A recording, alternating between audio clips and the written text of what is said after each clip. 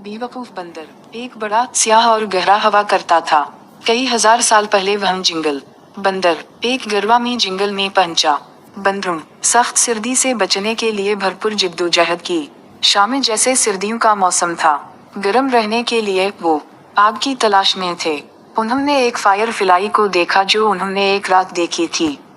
आग के डब के तौर पर बंदरों का पूरा दस्ता चीखा, आग आग आग, हमारे पास आग है। फायर फ्लाई उन दो बंदरों से भाग गई जो थे इसे पकड़ने की कोशिश कर रहा है। वो मायूस हो गए क्योंकि वो आग बुझाने में नाकाम रहे। वो अपने आप को बता रहे थे कि अगर उन्होंने ऐसा नहीं किया, आग हासिल करें, वो जिंदा नहीं रह सकेंगे।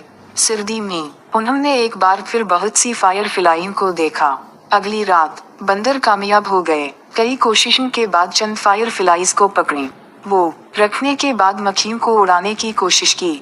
जमीन में खोदे गए सुराख में फायर फ्लाइज ये समझे बगैर कि वो मक्खियां अड़ा रहे हैं, वो उन्हें बहुत मुश्किल से अड़ा दिया। एक उल्लू बंदरों की सरगर्मी का मुशाहदा कर रहा था। जब उल्लू बंदरों के पास पहुंचा तो उसने कहा, अरे वो आग नहीं है। कीड़े मकोड़े मक्खियों, तुम नहीं करोगे आग शुरू करने के लिए इसे इस्तेमाल करने के काबिल हो। उल्लू का बंदरों ने मजाक उड़ाया। अरे बोले अल्लो, आपको उसके बारे में कुछ नहीं मालूम कि कैसे आग लगा दो। एक बंदर ने उल्लू को जवाब दिया, मत करो, हमें परेशान करो। अल्लू ने दूसरी वार्निंग जारी की। बंदर उनसे इल्तिजा कर रहे हैं कि वो इसे खत्म कर दें। उनके अहमकाना राय, आप आग को जादू नहीं कर सकते। मक्खियों से बाहर। बंदर सुनने के लिए आपका शुक्रिया। बंदरों ने कीड़ों को भड़काने की कोशिश की।